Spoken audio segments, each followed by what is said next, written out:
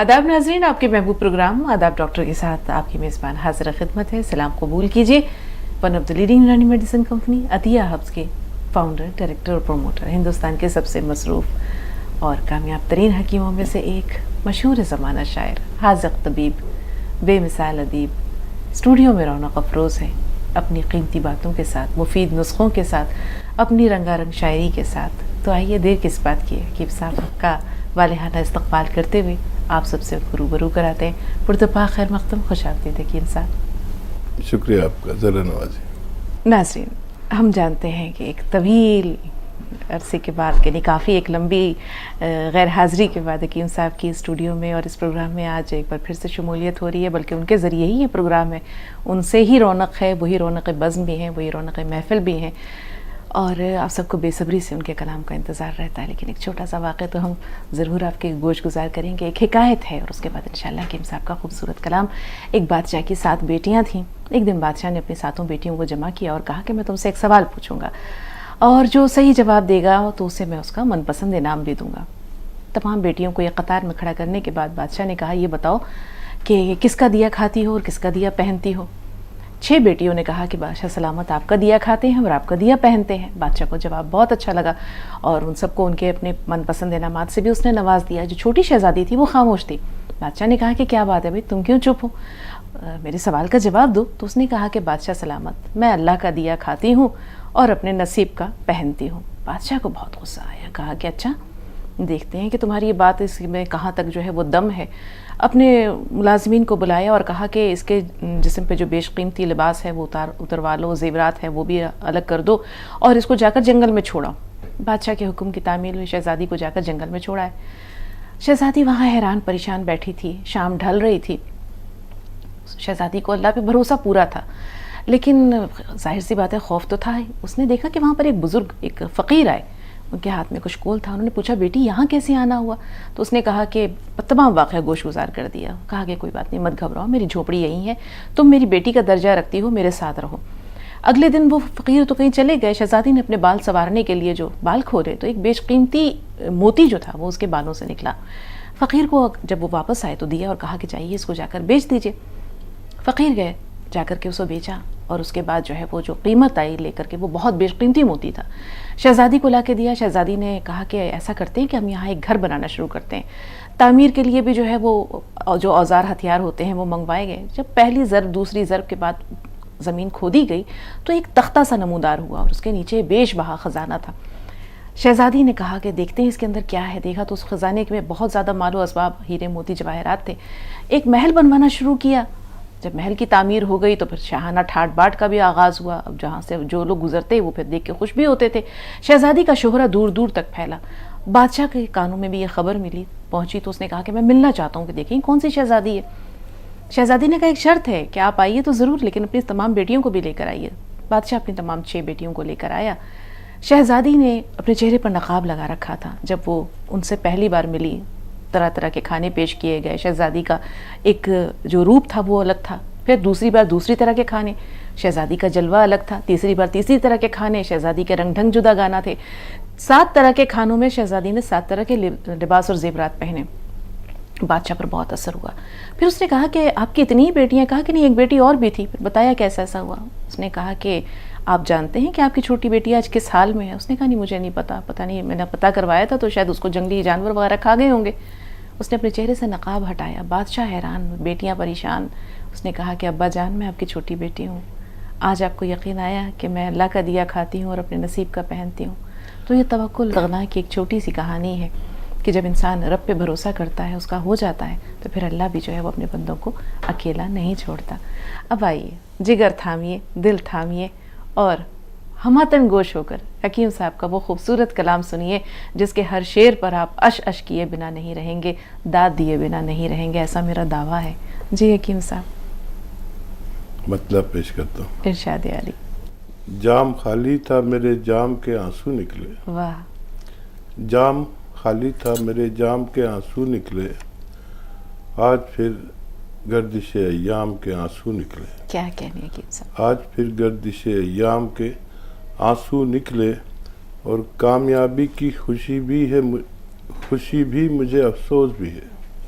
कामयाबी की खुशी भी मुझे अफसोस भी है, आज एक हसरते नाकाम के आंसू निकले। क्या कहने है कि आज एक हसरते नाकाम के आंसू निकले। और शेर है कि आज एक हसरते नाकाम के आंसू निकले, मेरी बर्बादी पे अफसुर्दा हुए हैं दोनों, मेरी बर्बादी पे अफसुर्दा हुए हैं दोनों, मेरी बर्बादी पे अफसुर्दा हुए हैं दोनों, उस दरीचे के कभी बाम के आंसू निकले। सुभान अल्लाह, उस बहुत दरीचे उम्दा। के कभी बाम के आंसू निकले। क्या कहने। और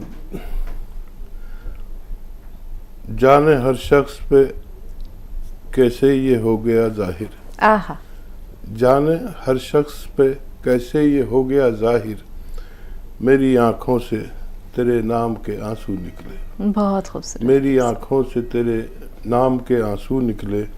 और मक्ते का शेर है कि एक दो बार मिले शेख व ब्राह्मण मुझसे, एक दो बार मिले शेख व ब्राह्मण मुझसे, दूर इस बात पे असनाम के आंसू निकले। बहुत खूब। दूर इस बात पे असनाम के आंसू निकले। बहुत शुक्रिया। हकीम साहब, एक शेर की गुजारिश है मुअद्दबाना इल्तिमास के साथ, मेरी आंखों से तेरे नाम के आंसू निकले। जाने हर शख्स पे, जाने हर शख्स पे कैसे ये हो गया जाहिर, जाने हर शख्स पे कैसे ये हो गया जाहिर, मेरी आंखों से तेरे नाम के आंसू निकले। बहुत शुक्रिया। बहुत खूबसूरत हकीम साहब। कॉलर्स को शामिल कर रहे हैं। मोहम्मद नईम साहब हैं हमारे साथ कर्नाटक से। जी नईम भाई। अस्सलाम वालेकुम हकीम साहब। वालेकुम अस्सलाम व रहमतुल्लाह। हकीम साहब, मेरे दो सवाल हैं। पहला सवाल है, तो ये मेरे मोशन में जो है वो कब जा रहा है, और दूसरा सवाल है, इसकी दवाई बताइए, मैं इसको खाने कैसे है, इस्तेमाल करना कैसा है। दूसरा सवाल पहुंचा हकीम साहब। सवाल है, जो मेरे मोशन में जो है वो कब जा रहा है, उसके लिए दवाई बताइए, बताई दीजिए, वो कैसे खाना है दवाई। अच्छा, इसके अलावा कोई सवाल है? नहीं, इतना ही सवाल है। ठीक है भाई। कफ जा रहा है मोशन में? जी। अच्छा देखिए, कफ नहीं कहते शायद इसे, कुछ और गलाजत होती है। बहरहाल कोई बात नहीं, मैं समझ गया, काफ़ी है।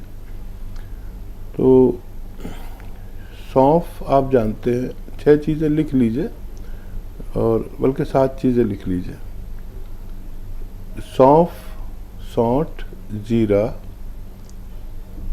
अजवाइन, धनिया और मेथी का दाना। फिर एक बार बोलता हूँ, सौंफ, सौंठ, जीरा, अजवाइन, धनिया और मेथी का दाना। ये सब 100-100 ग्राम ख़रीद कर इसका सफ़ूफ बना लें, पाउडर बना लें, चूरन बना लें। और एक आता है नमक ज़ैतून, ये असली लें, ये नकली भी मिल जाता है। नमक ज़ैतून 1 चुटकी में जितना आए पानी में मिला दें, 1 गिलास 2 गिलास पानी में, और इस पानी से ये 6 चीज़ों का सफ़ूफ 1 चम्मच खाना है एक बार में। खाने से पहले भी खा सकते हैं, बाद में भी, और दिन में 2 बार खाएं इसे। अगर ये आप लेते हैं तो आपको फ़ायदा मुमकिन है। जी, शीरी है बरेली से। जी शीरी साहबा, क्या सवाल है? जी, अस्सलाम वालेकुम व रहमतुल्लाहि व बरकातहू। वालेकुम। जी जी, कैसे हैं आप लोग? अल्हम्दुलिल्लाह। जी हकीम साहब, आप इतने दिन से नहीं आ रहे थे, क्या वजह थी आपके ना आने की?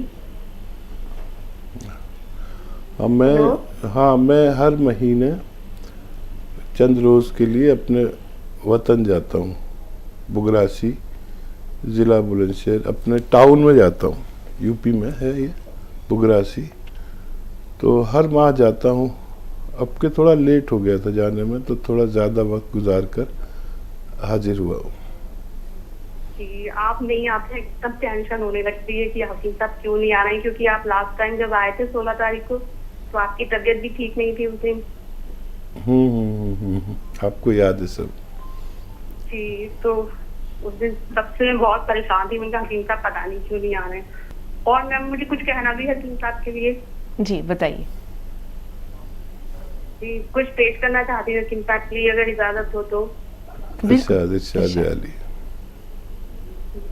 सेहत मिले, जिंदगी मिले, मिले बुलंदियां और खुशियां ढेर सारी, न आए कभी कोई गम पास आपके, कामयाबी कदम चूमे हर कदम पर आपके, रहे होठों पर सदा मुस्कुराहट आपके, ये दुआ है मेरी हमेशा साथ आपके, क्योंकि आप हो सबके प्यारे, हो जग में सबसे न्यारे, दयावती जैसी बहनों के भी हो राज दुलारे।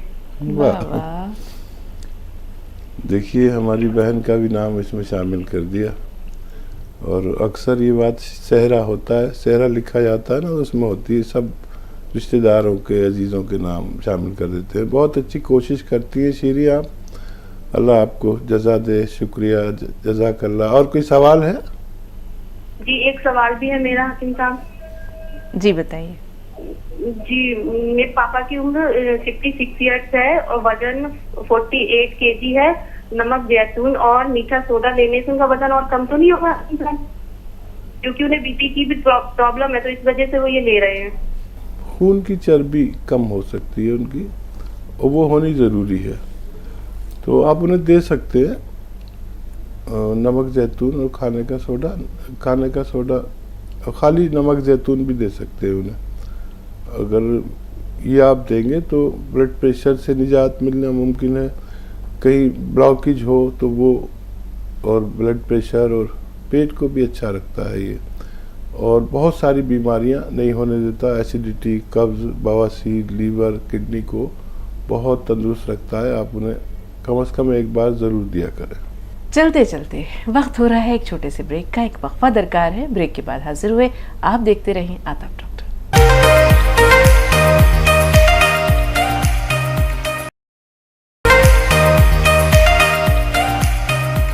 ब्रेक के बाद एक बार फिर आप सबका इस्तकबाल है और एक बार हम चाहेंगे कि फिर रकीब साहब का पुरखुलूस खैर मुक़द्दम करते हुए उन्हें भी खुश आमदीद कहा जाए। इस्तकबाल रकीब साहब। बहुत शुक्रिया। बताइए क्या सवाल है आसिया? अस्सलाम वालेकुम। वालेकुम अस्सलाम।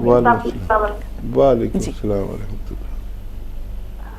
हकीम साहब मेरे 2-3 सवाल हैं। जी पहला मेरे आंखों की रोशनी कम हो गई है, तो मेरे को सर्दी का प्रॉब्लम है। 8-10 साल से सर्दी है मेरे को। ठीक है। तो ये सफिस्तानुना के हल्की पिपले का ये 4-5 महीनों से आ रही हूँ। मेरे को अच्छा 50% पैदा हुआ है। और अभी उसके बाद ये गाजर के जूस में आधा ग्राम, ये 1 ग्राम गोलमोरी का लेना पड़ रही। तो ये सर्दी का प्रॉब्लम होने से मुझे गाजर से तो बलगम आ रहा, छींक आ रही। ठीक है। तो ये सौंफ का ये पाल के पानी में हमेशा वो स्थिर पे चलता क्या? सौंफ को पानी में उबाल कर पीना, ये कहा आपने? हाँ, सौंफ के पानी में गोल मोरिंगा अगर पियेंगे तो अब गाजर तो नहीं चलता मेरे को। ठीक ठीक। हाँ। जी हकीम साहब। हाँ देखिए, ये जो नुस्खा है सफिस्तान और नाप का, ये तो लेना शुरू कर दें। और ये नमक जैतून ले लिया करें 1 चुटकी, वो डाल के पिए, चाहे सौंफ का पानी हो या गाजर का जूस हो, या ऐसे ही पी लें। इससे आपकी आंखों में फ़ायदा मुमकिन है। और वो नुस्खा 5-6 महीने लगातार लें। खट्टी चीज़ें छोड़ दें, दूध भी तर्क कर दें, दूध भी ना पिए जब तक इलाज चल रहा है। दूध से भी बलगम बनता है, तो बहुत जल्दी आपको फ़ायदा होना मुमकिन है। फहमीदा है मुंबई। जी फहमीदा साहब का क्या सवाल है? जी अस्सलाम वालेकुम। वालेकुम अस्सलाम। जी बहुत वक्त से फोन लगा रही थी लेकिन लग नहीं रहा था। हकीम साहब कैसे हैं आप? अल्हम्दुलिल्लाह। फहमीदा, आप कैसी हैं? अल्हम्दुलिल्लाह, अल्लाह का शुक्र है। माशाअल्लाह, मैं आपका प्रोग्राम कंटिन्यू देखती हूँ, लेकिन कभी नहीं देखा। आज पहली बार मेरा कॉल लगा है और यकीन मानिए बड़ी खुशी हो रही है। और लास्ट टाइम सुना था आपकी तबीयत खराब है, अल्लाह आपको सलामत रखिए। आमीन सुम्मा आमीन। जी, और एक्चुअली मेरी उम्र और मुझे 20 साल से पहले। फहमीदा, सवाल जरा जो है एक बार से फिर दोहराइए। उम्र से आपने बताया, आपकी उम्र कितनी है? मुझे 30 और मुझे साइनेक्स रहता है साल से। जी। ठीक 38 हाँ हाँ ठीक है। और मुझे 20 साल हो गए, मुझे साइनेक्स रहता है, ठीक है माइग्रेन और साइनेक्स है। ठीक तो काफी इलाज कराया लेकिन मुझे खुशबू नहीं आती है और थोड़ी सी टेंशन या सर में दर्द बहुत हो जाता है टेंशन लेने की। ठीक है जी हकीम साहब। और देखिए ऐसे बैठे मेरी तरह और ये कान ऐसे, आपको मालूम होगा, आप फॉलो करती है। ये एक्सरसाइज आपको 3 मिनट करनी है और 3 मिनट ये पूरी तरह इसे घुमा दें। ये तो एक्सरसाइज करें आप, आपके जो सर में दर्द होता है उसके लिए। और वो नुस्खा मैं बताता हूँ, वो साइनस के लिए और फेफड़ों के लिए और छींकों के लिए, नज़ले के लिए, बलगमी मिजाज के लिए सपिस्तान, उन्नाब, अलसी, 3 चीज़ें 100-100 ग्राम खरीदें। सपिस्तान, उन्नाब, अलसी, 3 चीज़ें 100-100 ग्राम खरीदें। उन्नाब की गुठली निकाल कर फेंक दें और इसमें 30 ग्राम पीपलें मिलाएं, जो आपके किचन में गरम मसालों में पीपलें या पीपला मूल भी कहते हैं, एक 1.25 इंच की एक लंबी सी डंडी जो खूबसूरत बनी हुई होती है, इसको सफ़ूफ बना लें और 1 चम्मच सुबह खाली पेट लिया करें। गर्म पानी या चाय पी लिया करें। उसके बाद दूध नहीं पीना चाहिए ऐसे मरीज़ को, और 1 चम्मच रात को सोते वक्त पी ले सकते हैं।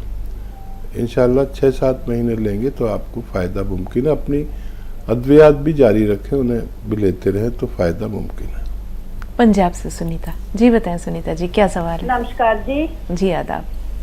सर मैंने पहले भी फोन किया था कि मेरी जाती है।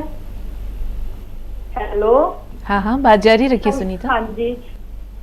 नहीं, दरमियान में आपकी आवाज ब्रेक हो गई, सवाल दोहराइए। जाती है। नहीं समझ हेलो, पाए सुनीता। मेरी गर्दन एक साइड पर नहीं। सुनीता नेटवर्क रेंज में आइए, जहां आपका मोबाइल जो है वो ठीक से नेटवर्क का जो है वो साथ दे। आपकी आवाज कट रही है।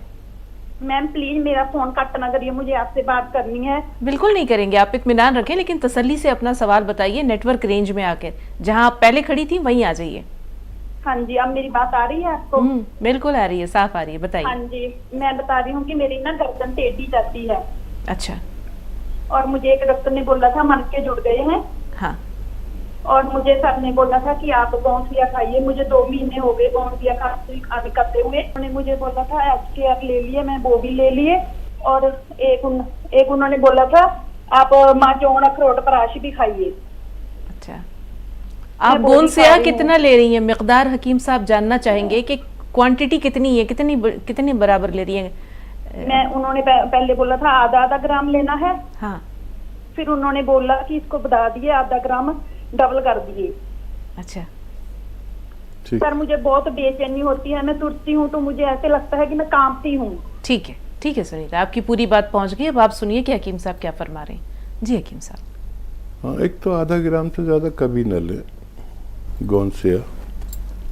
और तो ये गर्दन के ये डिस्क है ना, ये कहीं जाम हो जाते हैं, तो इनके लिए फिजियोथेरेपी ज़रूरी है।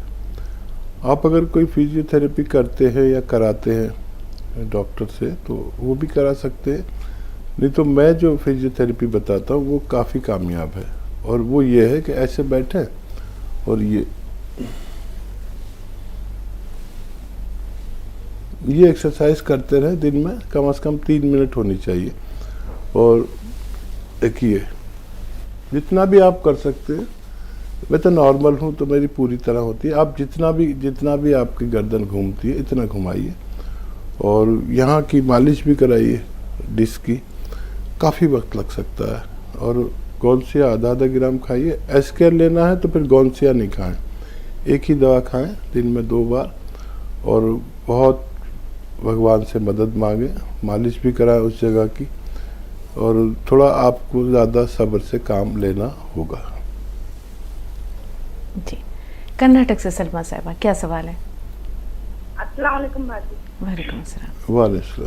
जी हाँ मेरे 2 सवाल हैं। पहला तो सवाल है एक, मैं पहले से जैतून का नमक ले रही हूँ बाजी, हाँ जैतून का नमक ले रही हूँ, लेकिन मैं बीच में मैं खून चक्कर आई थी, मेरे सीने में तकलीफ हो रही थी, खून चक्कर आई थी, तो मैं खून में तो नॉर्मल निकला है, कोलेस्ट्रॉल सब नॉर्मल है, लेकिन ESR बड़ा हुआ कर बोले। उसके लिए हकीम साहब ने जैतून का नमक अलसी बोले थे, वो मैं नमक जैतून तो लेती। उसके बाद मुझे चिकन पॉक्स हुए, मेरी उम्र 38, चिकन पॉक्स हुई। अब 10-12 दिन हुआ, मैं दवाई कुछ भी नहीं ले रही। चिकन पॉक्स अभी थोड़ा सूखे झड़े भी हैं, लेकिन चेहरे पर थोड़ा दाग भी हैं।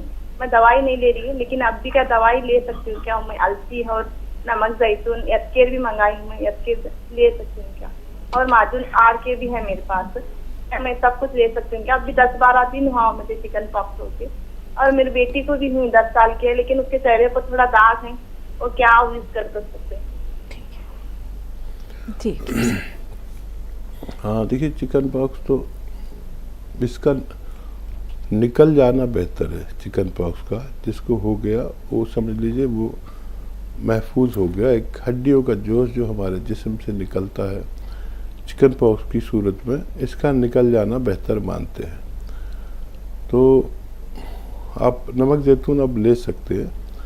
और चिकन पॉक्स को ठंडा करने के लिए, शांत करने के लिए एक नुस्खा है, क्योंकि बहुत सारे लोग सुन रहे हैं और ये हर घर में होता है।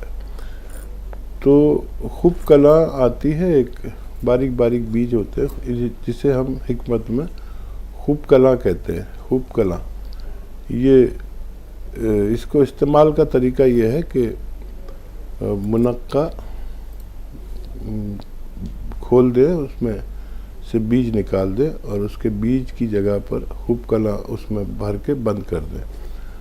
और ये मुनक्के आप कुछ दिन ज़रूर खाएं, तो इससे आपको बहुत फ़ायदा होगा और चिकन पॉक्स के नुकसानात आपको ज़ाया होना चाहिए। और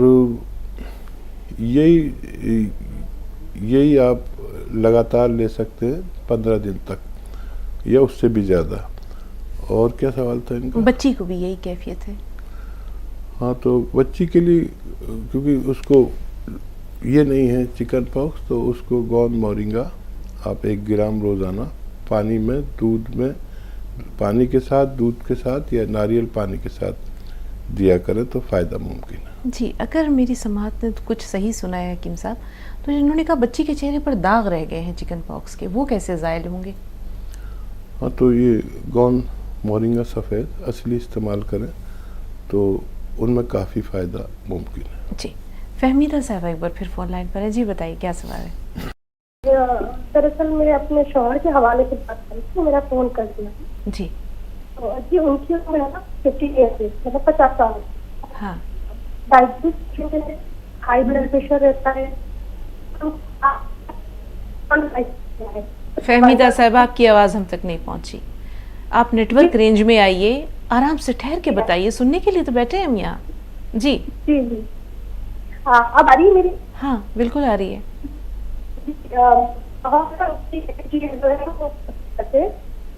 और उनको डायबिटीज है। जी, हाई ब्लड प्रेशर है, डायबिटीज है, और क्या है? उनको अभी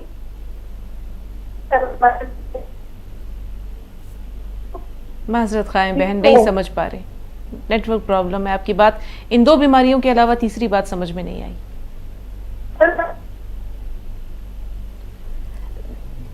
हकीम साहब यही 2 चीजें समझ में आई। तो देखिए, हाई ब्लड प्रेशर और होता है तो कोलेस्ट्रॉल भी होता है, और शुगर होती है तो कमज़ोरी भी होती है। तो एक ही दवा जो 2-3 अमराज में काम करती है वो है सिरका जैतून का।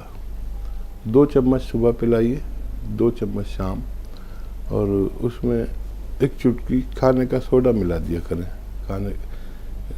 सिरका जैतून का। और असली लेना, नकली 15-20 लोग नकली भी कंपनियां आ गई हैं जो नकली जैतून का सिरका बेचते हैं। तो इनसे 2-3 इनको फ़ायदा होंगे, पेट सही रहेगा, लीवर सही रहेगा, और डायबिटीज़ में बहुत कंट्रोल आना मुमकिन है, और ब्लड प्रेशर का तो ये दुश्मन है।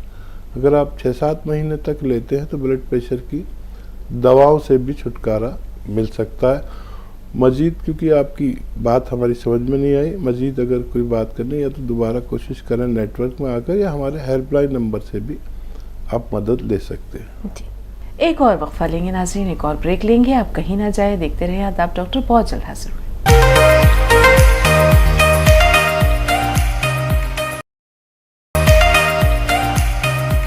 ब्रेक के बाद आपका इस्तकबाल, और एक बार फिर हम चाहेंगे कि हम सब मिलकर हकीम साहब को बहुत सारी मोहब्बतों के साथ उनको वेलकम कहें। खुश आमदीद हकीम साहब। जज़ाकल्लाह, शुक्रिया। दिव्या है नोएडा से। जी बताएं दिव्या, क्या सवाल है आपका? जी मैडम नमस्ते। हाँ हाँ, आदाब। हाँ जी वीर जी नमस्ते। जय हिंद, स्वागत दिव्या जी। हाँ जी, आप ठीक हो? बहुत अच्छे, आप बताएं कैसी दिव्या जी? हाँ जी, मैं तो आपको टीवी पे देखती हूँ, सुबह सुबह टीवी खोल कर बैठ जाऊंगी, बच्चे भी कहेंगे क्या कर रही हो मम्मी। बच्चों से बोलते मुझे ऐसा लगता है मुझे अपने भगवान के दर्शन हो गए। मुझे बहुत खुशी होती है आपसे, आपको देखने के बाद। तो ऐसा है वीर जी कि मैं आपका ना गोंसिया ले रही हूँ, धनिया और इसके गोंद मरिंगा मिला के पाउडर। तो उससे मेरे को मतलब 25 साल पुराना दर्द था मेरे को बहुत आराम है। मैं तो चल भी नहीं पाती थी, तो अब मेरे को बहुत ज्यादा आराम है, चल के लेती हूँ थोड़ा बहुत। और उसके साथ मेरे को ना मोशन की प्रॉब्लम थी, तो आपने मेरे को 6 चीजों का चूर्ण बताया था, वो मैंने बनाया था। तो वो मैं खाली पेट उसके साथ लेती थी, नमक जैतून और मीठा सोडा डाल के। जी जी। तो अब मेरे को एक प्रॉब्लम आ रही है कि मेरे को ना यूरिक एसिड भी है। तो मेरे यूरिक एसिड जो है ना, एक पैर में कभी कभी 2-3 सालों में एक बार दर्द उठ जाता है। तो अब मेरे को ना वो उस सीधे वाले पैर में बहुत ज्यादा दर्द हो रही है, मेरा पैर भी जमीन पे नहीं आ रहा। तो क्या ये इन दवाइयों में से किसी चीज में ऐसा तो नहीं जो यूरिक एसिड को बढ़ाता हो? ठीक है, ठीक है।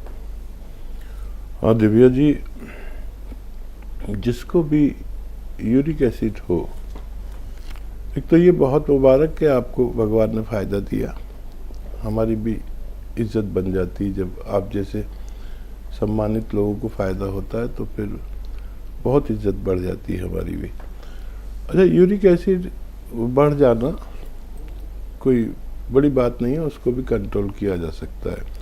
जिसको भी यूरिक एसिड बढ़े तो एक चुटकी नमक जैतून पानी में मिला के, या आप लेती है नमक जैतून और खाने का सोडा, तो उस पानी से आप अलसी भून लें। अलसी तो आप समझती ही होगी, अलसी लेकर हल्का सा भून कर पाउडर बना के रख लें। 1 चम्मच अलसी खाएं और ये नमक जैतून वाला पानी पी लिया करें, तो यूरिक एसिड नहीं बढ़ेगा।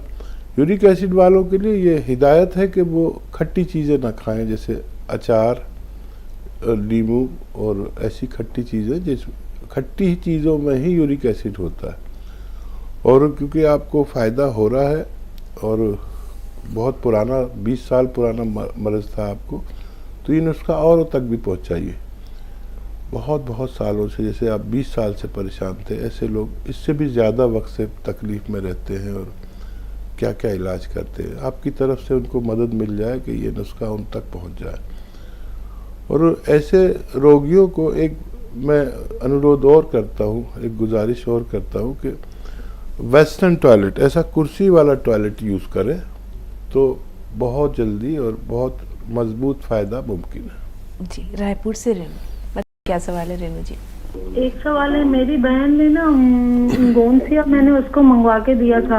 हाँ, तो उसको एसिडिटी बहुत हो जा रही है, गैस बहुत बन रही है। ठीक है।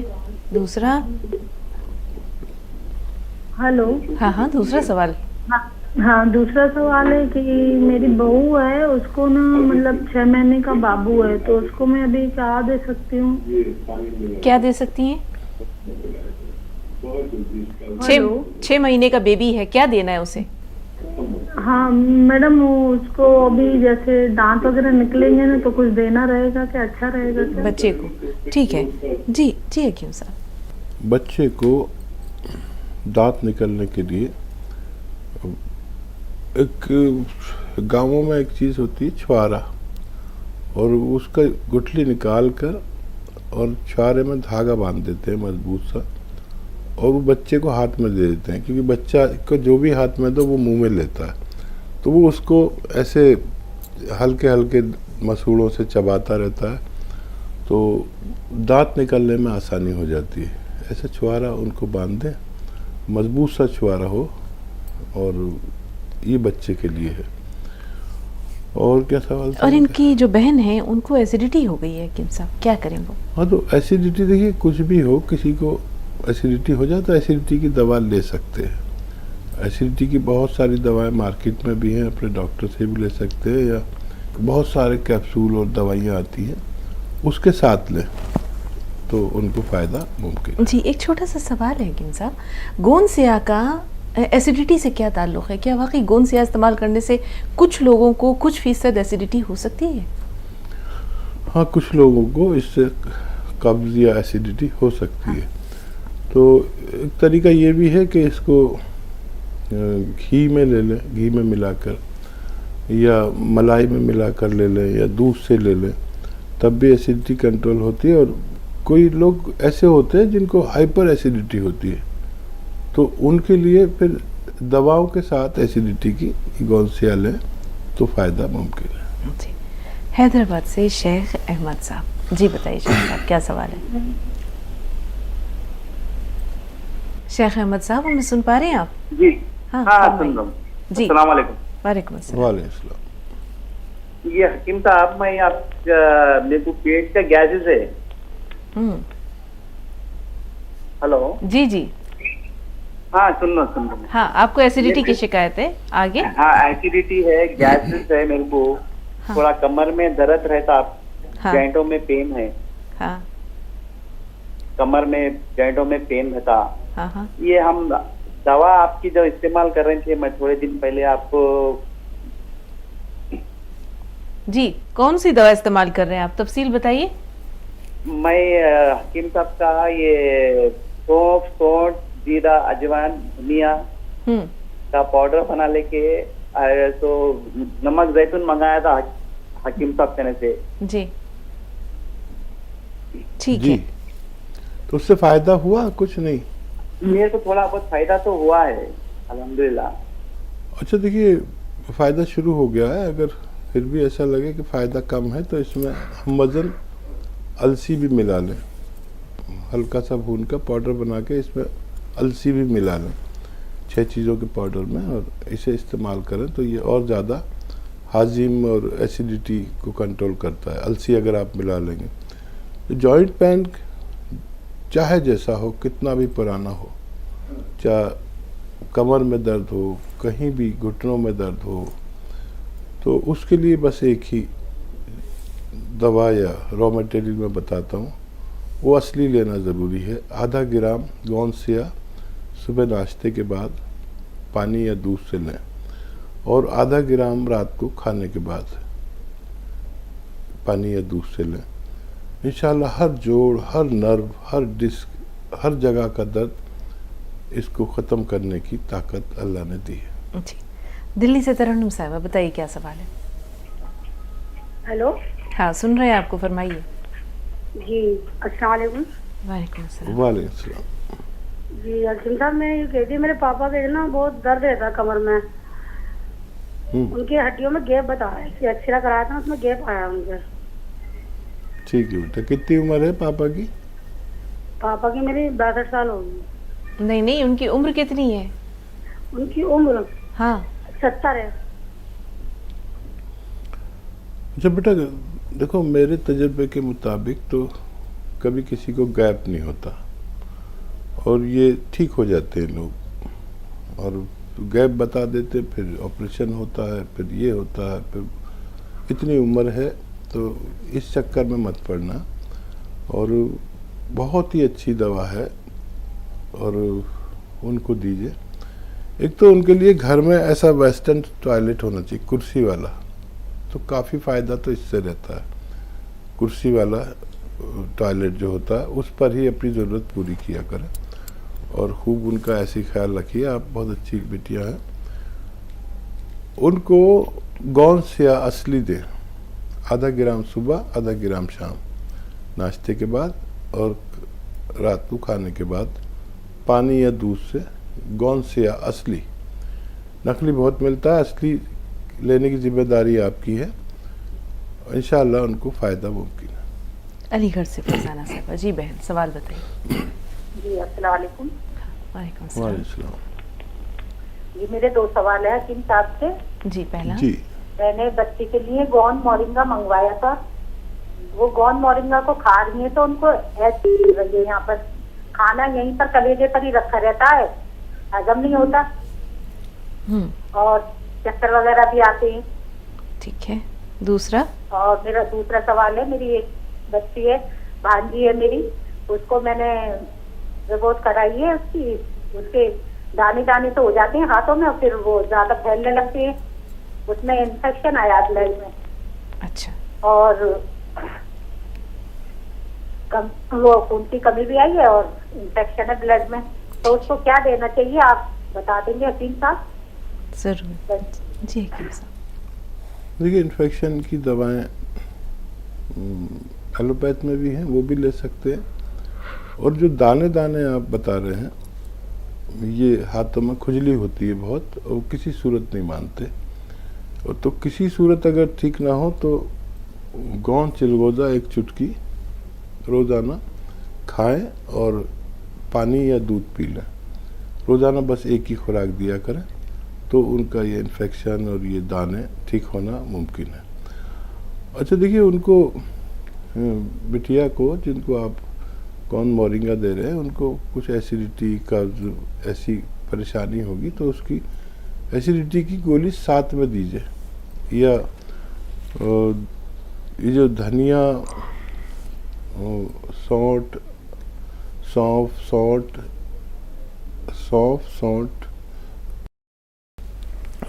सौंठ, जीरा, अजवाइन, धनिया, मेथी, इसका पाउडर 1 चम्मच खिलाएं।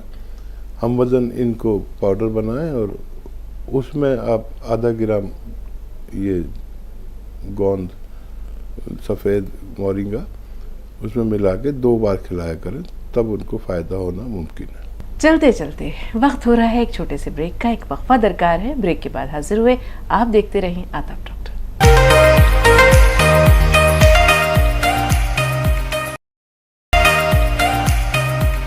ब्रेक के बाद एक बार फिर आप सबका इस्तकबाल है और एक बार हम चाहेंगे कि फिर रकीब साहब का पुरखुलूस खैर मुक़द्दम करते हुए उन्हें भी खुश आमदीद कहा जाए। इस्तकबाल रकीब साहब। बहुत शुक्रिया। नौपई से बुशरा जी, बताएं क्या सवाल है? हेलो जी जी बुशरा, सवाल बताइए। जी, मुझे वो एलर्जी जो है ना, एलर्जी में जैसे किसी को वो मेरे पास में रहती है, उनकी मतलब की एलर्जी 8 साल से एक ठीक आती है और उनको क्या नाम है, बहुत नाक से पानी जैसा भी आता है और सांस भी फूलती है, तो उसके लिए बता दीजिएगा। और मेरी जो खाला है उनको जो है वो उनके ताकत के लिए कुछ बता दीजिए। वो माजून अखरोट खाती हैं और कुछ भी ताकत के लिए। दर्द में थोड़ा बहुत गोंद या ले रही हैं तो उसको थोड़ा एकदम 19-20 का फर्क है। 1 महीना हो गया, 1.5 महीना। ठीक है, अल्लाह की मुकम्मल शिफा अता करे। जी हकीम साहब। गोंद से बहुत ताकतवर है, इसी से उनको ताकत आ जाएगी। और 3 महीने तकरीबन कमोबेश इसे इस्तेमाल करें। वज़न नहीं उठाएं और उनसे कहें कि झाड़ू पोंछा भी ना करें। अगर ये जिम्मेदारी उनको मिली हुई घर की तो कुछ दिन के लिए ये जिम्मेदारी किसी और को दे दें और वेस्टर्न टॉयलेट इस्तेमाल करें, तो ये बेहिसाब ताकतवर है, हर नर्व हर जोड़ में ताकत भर देता है। और जो जिनको नाक से पानी बहता है, सांस फूल जाता है, एलर्जी है हकीम साहब, मिला जुला कर देखिए, एलर्जिकल अस्थमा, एलर्जी, छींकें, बलगम, खांसी, ये नज़ला, इन सब का एक ही इलाज है। मैं अक्सर बताता हूँ, एक अच्छा नुस्खा है, लेकिन 6-7 महीने लेना पड़ता है। सपिस्तान, उन्नाब, अलसी, 3 चीज़ें 100-100 ग्राम खरीदें। सपिस्तान, उन्नाब, अलसी। उन्नाब में गुठली होती है, इसको निकाल कर बाहर फेंक दें। और ये तीनों चीज़ें 100-100 ग्राम होनी चाहिए और इसमें पीपले 30 ग्राम मिलाएं। पीपला मूल या पीपले आपके गरम मसालों में पाई जाती है। 1.25 इंच की जो पीपले कहलाती है, आप ज़रूर जानते होंगे। इनको पाउडर बना के 1 चम्मच सुबह खाएं, खाली पेट निहार मुँह, और गर्म पानी या चाय पी लें, और ऐसे ही रात को सोते वक्त ऐसा करें। खट्टी चीज़ें बिल्कुल तर्क कर दें, खट्टी चीज़ें नहीं खाएं, और 6-7 महीने ये नुस्खा लें तो आपकी कुव्वत मुदाफ़ियत आपके अंदर आ जाती है और आप अपनी बीमारी से खुद लड़ सकते हैं। तो एतदाल ज़रूर रखें, और ये निज़ाम हज़म को भी अच्छा करता है। अगर हम अनाप शनाप न खाएं, मैं देखता हूँ कि रोज़े आए तो इस कदर खाने और इस कदर तले भुने खाने, आप एतदाल में खाएं, इंशाल्लाह आपके पेट को भी फ़ायदा रहता है, एसिडिटी को भी, कब्ज़ को भी, और बहुत सी बीमारियां तो खुद ही चली जाती हैं। जी, फूलमती है हमारी अगली कॉलर। जी बताएं क्या। फूलमती जी, हमें सुन पा रही हैं आप? हाँ हेलो, हाँ जी, हाँ बताएं क्या सवाल है आपका। नमस्ते। जी जी, नमस्ते। आदाब आदाब, फरमाइए फूलमती जी। जय। हाँ, मेरे दवाई ले रही हूँ मैं, घुटनों में दर्द है। हाँ 3-4 महीनों से 4 डब्बे टी केयर खाए हैं, हाँ और टी केयर खाए हैं 4 डब्बे। हाँ और एलर्जी के लिए 4 चीज मैंने सिरका पिया है एलोवेरा का। हाँ फिर 3 दिन बताया था, वो एलर्जी हो रही है, फिर बताया था गोंजा लो, वो भी ले रही हूँ, वो भी कोई दाने हो रही है घुटनों में, जितना अभी गोंजिया ले रही हूँ। तबीयत कैसी है फूलवती जी आपकी? गोदों में आराम है, वैसे तो एलर्जी में भी आराम है, कोई दाने हो जाते हैं, और घुटनों में उतना फर्क नहीं है जितना मैं चाहती हूँ उतना। अच्छा ठीक। और चमड़ी में जलन होती है, गोदों से नीचे जाते हैं रात में। एक वैद्य को दिखाया था, वो कहता है खून में दवाइयाँ ज्यादा है, गर्मी है, इसलिए जलन होती है। ठीक है, अब आप सुनिए हकीम साहब की बात। जी हकीम साहब। देखिए, भगवान का शुक्र है आपको फ़ायदा शुरू हो गया, और ये आयुर्वेदिक दवाइयाँ किसी को बहुत जल्दी फ़ायदा भी करती है, किसी को देर भी लगती है। एक तो बस आपसे वही निवेदन है कि वेस्टर्न टॉयलेट का इस्तेमाल किया करें, कुर्सी वाले शौचालय का। कभी कभी हमारे घर में वो नहीं होता तो उसकी वजह से भी देर में फ़ायदा होता है, और एलर्जी में भी फ़ायदा है। थोड़ा सा और इंतज़ार कर लीजिए, थोड़ा सा और भगवान के सामने हाथ जोड़कर निवेदन करिए कि वो आपको अच्छा कर दे। दवा का नुस्खा आपके साथ पास बहुत सही पहुंच गया, फ़ायदा शुरू हो गया। अब मैं भी आपके लिए प्रार्थना करूं और आप भी अपने लिए दुआ मांगें तो आपको फ़ायदा मुमकिन है। जी, पठानकोट से उषा जी, जी बताएं क्या सवाल है। नमस्ते मैम। जय हिंद। मैम मेरे 2 सवाल है। हाँ, पहला, मैम ये एक मेरी बेटी है। हाँ हेलो जी, आपकी बेटी उम्र क्या है? उम्र 35। जी, मसला क्या है? मैम प्रेगनेंसी है, तो उसको थायराइड बता रहे हैं डॉक्टर। हाँ ठीक है। हेलो जी जी, ठीक है। तो थायराइड कैसे कंट्रोल हुई, ये आप जानना चाह रही हैं। दूसरा सवाल? हेलो हाँ बहन, आपको सुन रहे हैं, दूसरा सवाल बताइए। मैम मेरे जोड़ों में दर्द बहुत है, तो बहुत दर्द बहुत ज्यादा। मैंने गोलियां ले रही हूँ 2 महीने से। हाँ तो अब थोड़ा थोड़ा फर्क लग रहा है, 2 महीने पूरे हो गया मेरे को लेते हुए। ठीक ठीक है जी। हाँ, देखिए फ़ायदा शुरू हो गया गौनसिया से आपको।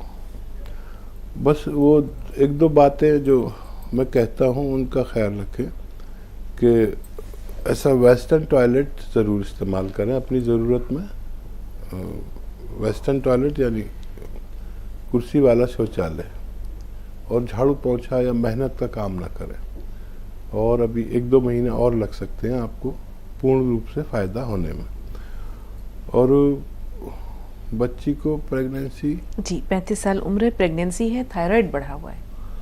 हाँ देखिए, ये ज़रूरी है कि आपने बहुत अच्छा किया कि प्रेगनेंसी के दौरान हर शख्स को थायराइड और डायबिटीज़ चेक करानी चाहिए।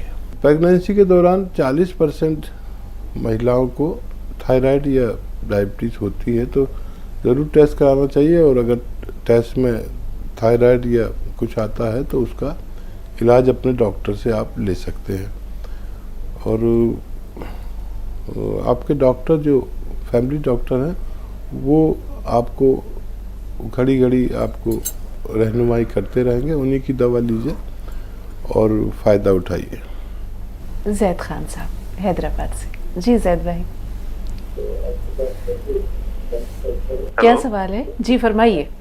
अस्सलाम वालेकुम रहमतुल्लाह। वालेकुम अस्सलाम। वालेकुम अस्सलाम। एक्चुअली मेरी मिसेस है, वो अभी प्रेग्नेंट है, बट वो जब करवट लेती हैं तो उनको चक्कर सा आता है। ठीक इससे है, पहले टेस्ट भी करवाए एक बार आपने? ऐसा प्रॉब्लम हुआ था। जी, आपने उनके कुछ टेस्ट करवाए? टेस्ट अभी तक नहीं करवाए, ब्लड प्रेशर वगैरह चेक करवाया था उनका। ठीक है जी, मजीद कुछ कहना चाह रहे थे आप अभी? नहीं, यही थोड़ा सा दिक्कत है। ठीक है, बेहतर। ये सर्वाइकल है। मेरे तजर्बे के मुताबिक सर्वाइकल में 2 परेशानियां होती हैं, या तो चक्कर आते हैं या सर में दर्द रहता है। तो दोनों किस्म के सर्वाइकल के लिए ऐसे सीधा मेरी तरह बैठें और ये कान ऐसे, ये 3 मिनट कम से कम रोज़ एक्सरसाइज ज़रूर करें। एक ये, और एक देखिए ये पूरी तरह मोड़ दे ऐसे। देखिए मैं ये ठोडी यहाँ तक ले आता हूँ, उनकी जितनी भी ठोडी ऐसे आए ये भी 3 मिनट करें। और एक और एक्सरसाइज है सबसे ज़्यादा ज़रूरी, कि ऐसे चारपाई या बेड होगा जिस पर आप लेटते होंगे, उस पर ऐसे लेट जाएं, सीधे बिल्कुल ऐसे, और ये गर्दन बेड से नीचे लटका लें ऐसे नीचे, और बाकी जिस्म ऐसा लेटा रहे, और यहाँ गर्दन नीचे लटक जाएगी तो वो डिस्क अपनी जगह पर आते हैं। 5-5 मिनट 5 बार लेटें बेड पर ऐसे गर्दन नीचे लटका के। इंशाल्लाह 10 या 15 दिन आप इस बात पर अमल करेंगे तो ये चक्कर अपना आप चले जाएंगे। आप ढूंढते रह जाएंगे कि चक्कर कहाँ गए। नहीं तो बहुत परेशानियां हैं, कोई आप उनकी आंखें टेस्ट करा देगा, कोई दिमाग टेस्ट करा देगा, कोई कुछ टेस्ट करा देगा, आप परेशान हो जाएंगे। ये एक्सरसाइज कम से कम 10-12 दिन करें, इंशाल्लाह निजात मुमकिन है। यूसुफ भाई हैदराबाद से। जी बताएं। अस्सलाम वालेकुम हकीम सुलेमान साहब। वालेकुम सलाम मोहतरम। हकीम सुलेमान साहब, मेरे बच्चे के बाल जो है लंबे जल्दी नहीं हो रहे, और गोरू मोरिंगा भी खिला रहा हूँ मैं। तो देखिए, किसी को बहुत तेज़ी से बाल लंबे करने हों, बहुत तेज़ी से करने के लिए नारियल पानी के साथ खिलाएं गोंद मोरिंगा 1 ग्राम रोज़ाना। सुबह के वक्त है तो बहुत अच्छा है, और दूध से भी दे सकते हैं, लेकिन नारियल पानी से सबसे ज़्यादा तेज़ी से फ़ायदा मुमकिन है। जी, उज्जैन से शमशाद साहबा, क्या सवाल है बहन? जी शमशाद साहबा। अस्सलाम वालेकुम। वालेकुम अस्सलाम, फरमाइए। वालेकुम सलाम। जी हकीम साहब को मुबारकबाद देना है मेरे को। जी, है ना, मेरी लड़की को 8 साल से कोई बच्चे नहीं थे, तो उसके 8 साल की बिटियां हैं, उसके बाद कोई बच्चे नहीं थे उसको। तो है ना, वो हकीम साहब का नुस्खा अपनाया, पी किया, और नमक जैतून। जी, अब उसको उम्मीद से है वो। माशाल्लाह। कितने महीने की प्रेगनेंसी है? उसको अभी 2 महीने की है। ठीक है, और कोई सवाल है? और उसको है ना उल्टियाँ बहुत हो रही है डॉक्टर साहब, खाना कुछ रह नहीं रहा उसको। ठीक है, ठीक है, बहुत मुबारक, अल्लाह का शुक्र। मैं भी भेजता हूँ, आप भी भेजिए। और ये कैफियत देखिए, ख्वातीन को तो उल्टी की रहती है 4 महीने तक, तो ये 4 महीने बड़े मुश्किल के होते हैं। और ये 4 महीने में एक तो वो भाग दौड़ के नहीं चले, बिल्कुल वज़न नहीं उठाएं, झाड़ू पोंछा भी उनसे मत कराइए। और ये कोई भी खट्टी चीज़, जैसे ये इमली, या एक आता है आलू बुखारा सूखा हुआ। आलू बुखारा तो आप जानते हैं, लेकिन ये सूखे हुए भी मिलते हैं पंसारी के यहाँ, वो ख़रीद लीजिए। और जब उनको उल्टी का ज़्यादा एहसास हो तो एक आलू बुखारा मुंह में रख के चूसते रहें, और 4 महीने तक ये परेशानी रहेगी। खूब एहतियात करवाइए, इंशाअल्लाह आप बस अल्लाह का शुक्र करें, मैं भी और आप भी, अल्लाह ने उनको फ़ायदा दिया। तो नाज़रीन, आज के लिए इतना ही। आप सबका बहुत बहुत शुक्रिया अदा करते हुए हम ख़ास तौर पर शुक्रिया अदा करना चाहेंगे हकीम साहब का, अपना बेशकीमत वक्त इनायत करते हैं रोज़ाना अपनी बेपनाह मसरूफियतों के साथ। तो आइए एक बार फिर तहे दिल से हकीम साहब का शुक्रिया, सेहत और सलामती की बहुत सारी दुआओं के साथ। दुआओं के गुलदस्ते हैं कि महकती रहे आपकी ज़िंदगी, खुश आबाद रहे, सरशार रहें ज़िंदगी की तमाम खुशियों से, आप भी और आपका कुंबा भी। बहुत बहुत शुक्रिया हकीम साहब। जज़ाकल्लाह, शुक्रिया आपका भी। तो नाज़रीन, फिर मिलेंगे इंशाअल्लाह। अपना बहुत ख्याल रखिएगा और इसी तरह दुआओं में याद रखते रहिए। अगली मुलाकात तक के लिए हमारी पूरी टीम को, अपनी मेज़बान को और ख़ास तौर पर हकीम साहब को भी इजाज़त दीजिए। आदाब।